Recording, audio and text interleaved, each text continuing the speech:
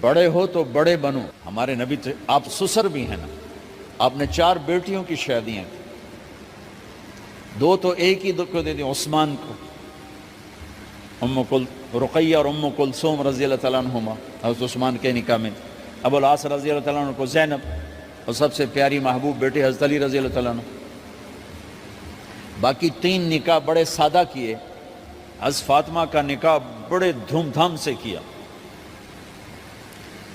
ان کا رشتہ لے کر صدیق آئے, یا رسول اللہ میں خواہش مند ہوں, آپ چپ رہے.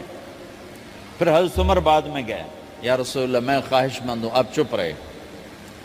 تو عبد الرحمن بن عوف رضی اللہ تعالیٰ نے حضرت علی سے کہا, علی تو جا, تجھے دے دیں گے. وہ کہنے کہ میں تو بہت غریب ہوں, مجھے کہاں دیں گے. حضرت علی کا ذاتی گھر بھی نہیں تھا, کسی سے ایک کوٹھا مانگ کے اس میں رہ رہے تھے مدینہ میں. کہا نہیں تو جا جا. تو یہ مسجد میں پہنچے, اللہ کے نبی کو دیکھا تو ایسا روب طاری ہوا کہ بولے ہی کچھ نہیں. اللہ کے نبی کو تو پتہ ہے کہ کیا ہے اور کس لیے ہے. تو آپ نے کہا علی کیسے آئے؟ چپ. کہا لگتا ہے فاطمہ کے رشتے کے لیے آئے ہو؟ کہا جی ہاں. تو آپ نے کہا انشاءاللہ, اتنا کہا انشاءاللہ, اور چپ ہو گئے. تو حضرت علی چپ کر کے اٹھ کے باہر آ گئے. صحابہ باہر کھڑے ہوئے تھے. تو کہنے لگے, یار دیکھا نا, میں تمہیں پہلے ہی کہتا تھا مجھے نہ بھیجو, انکار ہو گیا, بولے ہی کچھ نہیں. تو حضرت عبد الرحمن بن عوف کہنے لگے جنہوں نے بھیجا تھا, وہ کچھ تو کہا ہوگا, کہ بس انشاءاللہ کہا. کہا تو اللہ کے بندے ہاں ہو گئی, نبی کی انشاءاللہ ہاں ہوتی ہے, یہ ہاں کیوں نہیں کی؟ سبحان اللہ, اللہ اکبر, یہ ہاں کیوں نہیں کی؟ گھر گئے, فاطمہ علی کا رشتہ آیا ہے کر دوں, اس لیے ہاں نہیں کی. ہم تو بیٹیوں سے پوچھتے ہی نہیں, عیب سمجھتے ہیں بیٹیوں سے پوچھنا. جی میں گاں نو بن چھڑیا قلعے نال, ایویں اسی دیاں نو بن چھڑنے قلعے نال. مجھے ایک اپنی مطلب برادری لیول کے ایک خاتون کا فون آیا کہ مولانا پڑھایا مجھے لاہور میں اچھے کالجوں میں, اور میری منگنی کرتے وقت مجھ سے پوچھا ہی نہیں, اور ایک شرابی سے منگنی کر کے مجھے اطلاع دی سی تیری منگنی کر چھڑی ہے, فلانی تاریخ نو تیرا نکاح بھی ہونا ہے. مجھے آج تک گلہ ہے, پوچھ لیتے. اگر نہیں پوچھا تھا چلو میں نا ساڑھے پنجاب کوئی نہیں پوچھ دے, گاں موج دی طرح ٹور چھڑ دین, تو چلو اتنا تو ویکھ لیندے بھی کم از کم شراب تو نہ پیندا ہویا. ایک شرابی نال میرا نکاح کر چھڑ, ساری زندگی اڈیاں رگڑ رگڑ میری گزر گئی. علی جیسا رشتہ آیا ہو تو اوپر سے حکم بھی آ چکا ہو کہ علی کو ہی دینا ہے, تو پھر آپ فاطمہ سے پوچھیں, فاطمہ تیرا رشتہ آیا ہے علی کا, کر دوں؟ حضرت فاطمہ نے ہاں کی تو پھر مسجد تشریف لائے. یہ آپ کو معاشرت سکھائی جا رہی کہ بیٹیوں سے بھی پوچھو, زندگی انہوں نے گزارنی ہے, تم نے تو نہیں گزارنی. بس میری غیرت دا سوال ہے, میں اتنا ہی کرنا, نہیں تھا بیٹھی رہے. میری اپنی فیملی میں اتنی عورتیں بوڑھی ہو کے قبروں میں چلی گئیں, بس اتنا ہی کرنا, نہیں کرنا تھا بیٹھی رہے. وہ بیٹھی رہ گئیں. یہ ظلم و ستم ہے جو تمہاری عدالت میں بھی نہیں آتا, کوئی کیس بھی نہیں ہوتا, لیکن اللہ کی عدالت میں کیس درج ہو چکا ہے کہ میرے نبی نے علی جیسے داماد کے لیے بھی پہلے پوچھا, حالانکہ اوپر سے اشارہ ہو چکا ہے. ابھی بتاتا ہوں میں. فاطمہ بیٹی علی کا رشتہ ہے, کر دوں؟ انہوں نے کہا کر دیں. پھر کہا بلاؤ.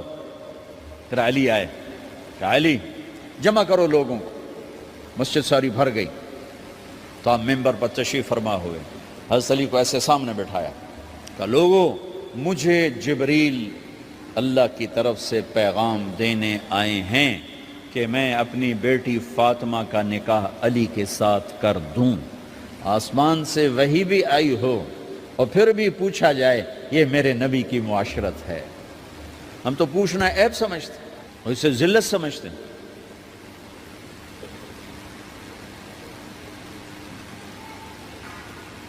پھر آپ نے اتنا بڑا اہتمام کیا. مسجد نبوی پرانی جو آپ کے زمانے کی تھی, بہت بڑا ہال تھا, اس کا بھرا ہوا تھا. آپ نے سب کو شہد کا شربت پلایا, خود نکاح پڑھایا, نکاح پڑھایا، نکاح کا خطبہ پڑھ کیا، پھر کہا علی میں نے فاطمہ بنت محمد کو 400 درم مہر کے عوض تمہارے نکاح میں دیا، تو نے قبول کیا؟ انہوں نے کہا جی میں نے قبول کیا، اور سجدے میں چلے گئے اور زور سے دعا مانگی، رب اوزعنی ان اشکر نعمتک التی انعمت علی وعلی والدی وان اعمل صالحا ترضاہ واصلح لی فی ذریتی انی تبت الیک واننی من المسلمین۔ میرے نبی نے کہا آمین، زور سے کہا آمین، نکاح ہو گیا۔ رخصتی ہوئی 6 مہینے بعد، 1 مہینے بعد، 1 سال بعد، 3 روایات ہیں، فوراً 4 روایات، لیکن زیادہ صحیح ہے دیر کے بعد، فوراً نہیں ہوئی، کچھ عرصے کے بعد رخصتی ہوئی۔ حضرت عقیل آپ کے بھائی وہ کہنے لگے علی اب رخصتی ہو جانی چاہیے، تو یہ دونوں مل کر آئے سلمان فارسی کے پاس کہ سلمان بھائی ہماری رخصتی کروا دو۔ سلمان فارسی کا بڑا احترام تھا، انہوں نے جا کر بات کی ام سلمہ رضی اللہ تعالیٰ عنہ سے۔ ام سلمہ نے بات کی اللہ کے نبی سے، کہا ہاں ہاں آ جائے، لے جائے، آ جائے لے جائے۔ تو علی رضی اللہ تعالیٰ عنہ اپنی اونٹنی لے کر آئے، تو حضرت علی کا گھر وہ کرائے پر گھر تھا ایک کونے پر، تو وہاں اسماء بنت امیس اور ام ایمن گئیں اور اس کے فرش کو لیول کیا، فرش میں سرخ مٹی ڈال کے اس کو لیول کیا اور دیواروں کی پوچا پاچی کی، اور وہاں کھوٹیاں لگائیں کپڑے ٹانگنے کے لیے۔ آپ نے حضرت عائشہ، حضرت ام حبیبہ، حضرت ام سلمہ سے فرمایا تمہیں پتہ ہے نا مجھے فاطمہ سے کتنا پیار ہے، اسے دلہن بناؤ۔ دلہن بنانا بھی سنت ہے، دلہن بناؤ، اسے دلہن بناؤ، تو آپ کو دلہن بنایا گیا۔ پھر علی رضی اللہ تعالیٰ عنہ تشریف لائے سلمان فارسی اور عقیل کے ساتھ، اونٹنی کو دروازے پر بٹھایا، تو آپ نے علی کا ہاتھ پکڑا، اندر تشریف لے گئے اور فاطمہ کا ہاتھ پکڑ کے علی کے ہاتھ میں دیا اور کہا بیٹی مجھے اپنے خاندان میں جو سب سے زیادہ محبوب تھا میں نے تیرا ہاتھ اس کے ہاتھ میں دیا ہے۔ پھر کہا علی تجھے نبی کی بیٹی مبارک، نبی کی بیٹی مبارک۔ پھر آپ نے سے پیالے میں پانی منگوایا اور اس میں آخری 2 سورتیں پڑھ کے دم بھی کیا، تھوک بھی ڈالا، پھر اس میں سے انگلیاں ڈال کے ان کے سینے پر چھڑکا کہ دونوں پی لو، دونوں کو پلایا۔ پھر باہر تک چھوڑنے آئے، حضرت علی نے آپ کو اونٹنی پہ بٹھایا، آپ نے 2 عورتوں کو ساتھ بھیجا، ام ایمن اور اسماء بنت عمیس۔ یہ چھوٹی سی بارات جا کر علی کے گھر اتری اور آپ نے حضرت علی سے فرمایا کہ میں عشاء پڑھ کے آؤں گا، میرا انتظار کرنا ہے۔ تو عشاء کی نماز کے بعد آپ تشریف لے گئے، آپ نے دوبارہ پیالے میں پانی منگوایا اور اس پر آخری 2 سورتیں پڑھ کے دم کیا، پھر ان کے سینے پر چھڑکا، یہاں بازوؤں پر چھڑکا اور کمر پر چھڑکا اور دعا دی اللہم اسد جدہما وجمع شملہما وبارک علیہما واخرج منہما ذریۃ صالحہ۔ یہ دعا دی آپ نے اس وقت کہ میرے مالک ان کے جمع ہونے میں برکت عطا فرما اور ان کو سعادتیں عطا فرما اور ان کو نیک اولاد عطا فرما۔ یوں میرے نبی نے اپنی بیٹی کو رخصت فرمایا۔ اگلے دن آپ نے حضرت علی کو بلا کے فرمایا علی ولیمہ بھی کرنا ہے۔ کہنے لگے یا رسول اللہ میرے پاس تو کچھ نہیں۔ تو آپ نے کہا، تو سعد بن ابی وقاص کہنے لگے یا رسول اللہ میرے پاس ایک چھترا کھڑا ہے، چھترا لاؤ، ذبح کیا گیا۔ آپ نے اس میں چھوارے ڈلوائے، قورمہ بنوایا، قورمہ، اور اپنی طرف سے حضرت علی کو پیسے دیے کہ جاؤ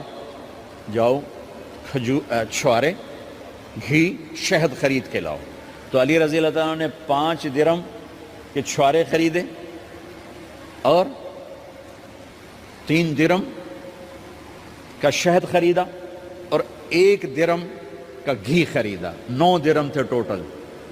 تو آپ نے کافی سارا آ گیا تو چھواروں کی گٹھلیاں نکلوا کے ان کو پسوایا، پھر شہد اور گھی میں ملایا اور ایک سویٹ ڈش تیار کی اور اس کو حضرت علی کے ولیمے میں آپ نے اپنی طرف سے پیش کیا۔ تو اس دن تازہ روٹی جو کی پکائی گئی اور دیگ پر میرے نبی خود بیٹھے کھانا کھلانے، تقسیم کرنے خود بیٹھے۔ اب ایک چھترا ہے، 13-14 کلو گوشت ہے، 15 کلو، تو 50 آدمی کھا لیں گے۔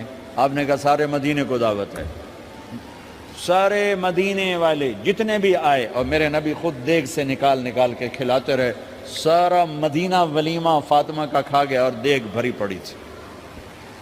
تو ولیمے میں تکلف جائز ہے، سادگی بھی جائز ہے، سادگی بھی سنت ہے، تکلف بھی سنت ہے۔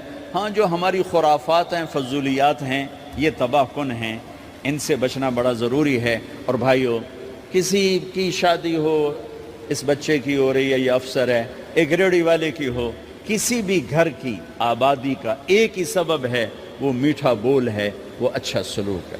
جس کی بیٹی کو لے جا رہے ہو اسے عزت دینا، اور یہ جو جا رہی ہے یہ ان کو اپنا ماں باپ سمجھے، اپنے خامند کے ماں باپ کو اپنے ماں باپ سمجھے۔ جاتے ہی لکیریں لگانا نہ شروع کر دے، میں انہوں وکھرا کرتے انہوں ایدے کرتے انہوں ایدے کر۔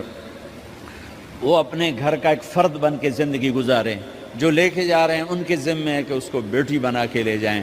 سسرال جو ہوتے ہیں وہ ہمیشہ عیب دیکھتے ہیں، خوبیاں انہیں نظر ہی نہیں آتی۔ تو کھٹ بٹ تو ہوتی رہتی ہے، کوئی ایسی بڑی بات نہیں، کھٹ بٹ کو صلح میں بدلو، مزید لڑائی جھگڑا نہ بڑھاؤ۔ میرے نبی حضرت فاطمہ کے گھر آئے، دیکھا تو آپ اداس بیٹھی۔ آپ نے کہا فاطمہ بیٹی کیا ہوا؟ کہ میرا اور علی کا جھگڑا ہو گیا۔ اچھا؟ خود گئے بیٹی کے باپ ہو کر، دیکھا تو حضرت علی مسجد میں سوئے ہوئے تھے۔ آپ نے ان کو اٹھایا، کہا یا ابا تراب قم، آپ کو یہ ٹائٹل یہاں ملا، اے ابو تراب۔ فرمایا کرتے تھے کل کائنات ملتی تو اتنی خوشی نہ ہوتی جتنا اس ٹائٹل کی خوشی ہے۔ ابو تراب کہنے کا کیا مطلب تھا؟ کہ اظہار محبت کے لیے ایسے ٹائٹل دیے جاتے تھے۔ تو ابو تراب کہہ کر یہ میسج دیا کہ میاں بیوی کی لڑائی ہوتی رہتی ہے، میں تجھ سے ویسے ہی محبت کرتا ہوں جیسے پہلے کرتا تھا، یہ میسج دیا اس نے۔ اب حضرت علی کو لائے اٹھا کر اور گھر میں تشریف لائے، نہ علی کی سنی نہ فاطمہ کی سنی۔ ہاں بھئی علی کی مسئلہ ہے، ہاں بھئی فاطمہ کیا مسئلہ ہے؟ یہ مسئلے سن سن کے بھی زیادہ لڑائی ہو جاتی۔ صلح کراون والے بھی آپ ہو دو چار لتر مار کے آ جاندے۔ تو میرے نبی نے کیا کیا؟ سبحان اللہ، زمین پر لیٹ گئے، ادھر علی کو لٹایا، ادھر فاطمہ کو لٹایا، علی کا ہاتھ اپنی ناف پہ رکھا، فاطمہ کا ہاتھ ان کے ہاتھ پہ رکھا، اور بیٹی کے ہاتھ پر اپنا ہاتھ رکھا۔ پھر فرمایا کہو ہماری صلح ہو گئی۔ علی کہو، فاطمہ کہو۔ دونوں نے کہا ہماری صلح ہو گئی۔ آپ اٹھے، خوش خوش باہر آئے، چہرہ ایسے گلاب کے پھول کی طرح۔ صحابہ نے عرض کی یا رسول اللہ آج آپ بڑے خوش نظر آ رہے ہیں۔ فرمایا علی و فاطمہ کی صلح کرا کے آ رہا ہو۔ تو کھٹ بٹ ہو جانا تو کوئی بڑی بات نہیں ہے، مطلب یہ وہ گھر ہے، میں اس گھر کی کیا تعریف کر سکتا ہوں۔ تو میں آگے کا ایک قول سنا دیتا ہوں ابن عباس کا، کہ جنت میں نور کی چمک اٹھے گی، سارے جنتی کہیں گے یہ نور کیسا نور ہے بھائی جو ساری جنت کے نور پر چھا گیا؟ تو فرشتے بتائیں گے کہ او جنت الفردوس میں علی و فاطمہ بیٹھے ہیں، کسی بات پہ ہنسے ہیں، ان کے دانتوں سے جو نور نکلا ہے اس نے جنت کو روشن کر دیا۔ لیکن کھٹ بٹ یہاں بھی ہو گئی، ان سے بڑا گھر میرے نبی کا ہے، وہاں بھی کھٹ بٹ۔ ایک دفعہ آپ نے حضرت عائشہ سے کہا مجھے پتہ لگ جاتا ہے جب تو مجھ پہ ناراض ہوتی ہے، مجھے پتہ چل جاتا ہے۔ انہوں نے عرض کی یا رسول اللہ آپ کو کیسے پتہ چلتا ہے؟ کہ جب تو مجھ پہ ناراض ہوتی ہے نا تو قسم اٹھاتے ہوئے کہتی ہے ابراہیم کے رب کی قسم، اور جب مجھ پہ راضی ہوتی ہے تو پھر تو قسم اٹھاتے ہوئے کہتی ہے محمد کے رب کی قسم۔ کہ ایسے مجھے پتہ چل جاتا ہے جب تو کہتے ہیں نا ابراہیم کے رب کی قسم، تو مجھے پتہ چل جاتا ہے کوئی کھٹ بٹ ہو گئی ہے۔ تو نبی کے گھر میں بھی ہو جاتی ہے، یہ مسئلہ تو ختم ہوگا۔ جنت میں ہمارے ذمہ ہے کہ ان چیزوں کو کم کریں۔ یہ ایک میرے نبی کی معاشرت ہے میرے بھائیوں، اسے سیکھو، اسے سمجھو، اسے پڑھو۔ تو بھائیوں میرا نبی ایک زندگی دے کر گیا ہے، یہ چونکہ شادی کا موقع ہے اس کو میں نے تفصیل سے بیان کیا ہے، اس کی تفصیل بیان ہی نہیں کی جاتی۔ یہ اتنی ضروری ہے جتنی نماز ضروری ہے۔ نماز تو 5 وقت پڑھیں گے، زندگی 24 گھنٹے روپ بدل رہی ہے، ہر روپ میں میرا نبی کیا چاہتا ہے اس کو سیکھو، اس کو سمجھو، کرو گے اللہ آپ کو چمکائے گا، بنائے گا۔ اپنی کمائیوں میں حلال لاؤ، حرام سے بچو۔ جج بھی بیٹھے ہیں، وکیل بھی بیٹھے ہیں، کسی ظالم کے وکیل نہ بنو۔ وَلَا تَقُلْ لِلْخَائِنِينَ خَصِيمًا۔ آپ کو ایک آیت میں جوڈیشری، جج، مقننہ اور وکلاء کا پیغام اللہ کا سنا دیتا ہوں۔ إِنَّا أَنزَلْنَا إِلَيْكَ الْكِتَابَ بِالْحَقِّ لتحکم بین الناس بما اراک اللہ ولا تقل للخائنین خصیما، مقننہ قانون ساز، تو انا انزلنا الیک الکتاب بالحق، قانون بنانے کا حق اللہ کو ہے، اللہ کے قانون کو اپناؤ۔ آگے جج حضرات، فحکم لتحکم بین الناس بالحق، ججوں کو حکم ہے کہ حق فیصلے کرنا، بک نہ جانا، دب نہ جانا، حق کے فیصلے کرنا۔ تیسرا وکلاء کو ولا تقل للخائنین خصیما، ظالم بددیانت کی وکالت کے لیے کھڑے نہ ہو جانا ورنہ مارے جاؤ گے، مارے جاؤ گے۔ ولا تقل للخائنین خصیما، ان کے لیے دلائل قائم نہ کرنا ورنہ ہلاک و برباد ہو جاؤ گے۔ تو بھائیو، یہ نکاح کو ذرا میں نے تفصیل سے بیان کی ہے کہ یہ زندگی ہے جس کو سیکھنا ہے۔ حلال کماؤ، بچوں کو حلال دو، بیوی کو حلال دو۔ اللہ کی قسم حرام سے کبھی بہار نہیں آتی اور حلال پہ کبھی خزاں نہیں۔ حلال کھانا، حلال کھلانا تو تم شاد و آباد رہو گے۔ اپنے حسن پہ اتراتا ہے اور اپنی تعریف کا طلبگار بنتا ہے۔ چند صبح چند شامیں، بس چند صبح چند شامیں، پھر کیا ہوا؟ دیکھو دیکھو، آج مکڑیاں آ گئیں، بڑھاپے کی مکڑیاں آ گئیں اور انہوں نے بڑھاپے کی جھریوں کا تانا بانا بن دیا ہے۔ اب اسے کہتے ہیں شیشہ دیکھو گا تو میں نہیں دیکھتا۔ آج وہ شیشہ دیکھنے کی سخت نہیں، مجھے شیشہ نہ دکھاؤ، یہ میں نہیں ہوں، یہ میں نہیں، یہ تو ہی ہے۔ نہیں، میری تو بڑی جوانی تھی، بڑا حسن تھا، میں تو وقت کی زلیخا تھی، میں تو وقت کا یوسف تھا۔ تو آج دیکھ تو صحیح، تیرا ہی چہرہ ہے۔ یہ جھریاں کہاں سے آئیں؟ یہ بڑھاپے کی مکڑیوں نے کس وقت حملہ کیا؟ تو نے تو بڑے زور لگائے تھے کہ بڑھاپا نہ آنے پائے، چہرے کی رونق نہ جانے پائے۔ لاکھوں قسم کے تم نے میک اپ کے سامان خریدے اور کن کن مشقتوں سے تو نے اپنے جسم کو سنوارا بنایا، پر تو آج اپنا چہرہ کیوں نہیں دیکھتا؟ آج نظریں، وہ نظریں ہرنی جیسیاں، اسے تو ہرنی جیسیاں، آج وہ آنکھ کا پپوٹا ہی نہیں اٹھ رہا، آنکھ اٹھنے سے انکار کر رہی ہے، آنکھ اٹھنے سے انکار کر رہی ہے، اور اس کی تو بڑی ناز و انداز والی چال ہے، اور آج اس سے قدم نہیں اٹھائے جا رہے، آج اس کو ویل چیئر پہ بٹھایا جا رہا ہے۔ وہ مجھے نصر اللہ کو ملا، پہلے فلموں میں کام کرتا تھا، اب تو ماشاءاللہ 3-4 لگے بڑی داڑھی۔ تو یہ اس زمانے میں، ہمارے زمانے میں فلموں میں کام کرتا تھا، تو کہنے لگا میں 3 من کی بوری کو یوں اٹھا کے پھینک دیتا، 2 انگلیوں میں پکڑ کے یوں اٹھا کے پھینک دیتا تھا، آج مجھ سے خود زمین سے اوپر اٹھا نہیں جا رہا ہے۔ ہاں میرے بھائیو، آنے والی صبح اور شامیں وہ اپنے چہرے ہمیں اوپرے نظر آتے، نہیں میں نہیں، تو ہی ہے۔ میری جوانی کہاں گئی؟ اسے دنیا کھا گئی۔ میری رونقیں کہاں گئی؟ اسے دنیا لے گئی۔ میرا حسن کہاں چلا گیا؟ وہ شام کے ساتھ ڈھل گیا۔ میری جوانی کہاں چلی گئی؟ وہ ڈھل گئی رات کے ساتھ، شام کے ساتھ۔ یہاں کا ہر پھول کھلنے نہیں پاتا کہ وہ مرجھا جاتا ہے، باہر آنے نہیں پاتی کہ خزاں کے تھپیڑے سے دھکا دے کر درختوں کو ننگا کر دیتے ہیں، مسکراہٹیں آ نہیں پاتی کہ آنسوؤں کی رمجم برسات شروع ہو جاتی ہے، خوشیاں آنگن میں قدم پہلے رکھتی ہیں اور غم آ کر اس کو دھکا دے کے گول جا کے پھینکتے ہیں۔ ان کا آنا بعد میں ہوتا ہے، غم پہلے سے آ کر ایک مار کے اٹھا کے وہ پھینکتا ہے۔ کہیں شادیوں کے نغمے نہ سنا کرو، جاؤ رونے والیوں کے نوحے سنو، ناچنے والیوں کے گانے نہ سنو، بین کرنے والیاں ان ماؤں کے بین سنو جن کے جوان لال ان کی آنکھوں کے سامنے میت بن کے پڑے ہوتے ہیں، ان عورتوں کے نوحے سنو جن کے جوان خامن ان کے سامنے چھوٹے چھوٹے بچے چھوڑ کے جا کر قبر کا سفر شروع کر رہے ہوتے ہیں، ان باپوں کے جا کر ان کی غم گئی داستانیں سنو میرے بھائیو، جو خود کہتے تھے یا اللہ مجھے موت دے دے، وہ بیٹھا سسک رہا ہے، اور جوان بچہ کندھوں پہ اٹھا کر وہ جناب قبر میں لے جایا جا رہا ہے۔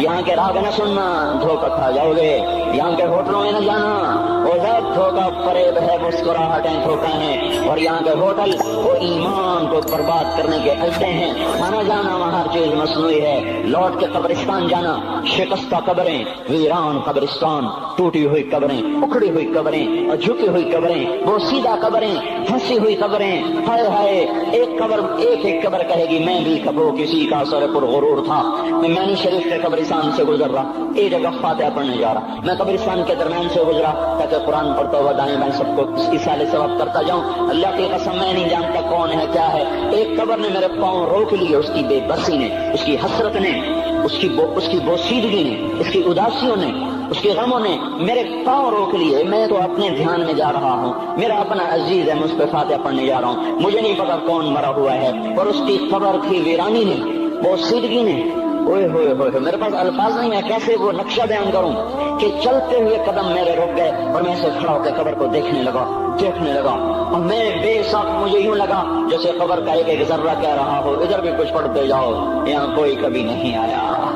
माओ को दफन करने के बाद औलादें भूल जाया करती हैं, माओ की गोद में बरसों खेलने के बाद फिर याद में नहीं रहता कोई मां से। बाप के कंधे पर बरसों सवारी करने के बाद याद नहीं रहता कोई हमारे लिए घर बना गया था, जमीन छोड़ गया था, जायदादें छोड़ गया था।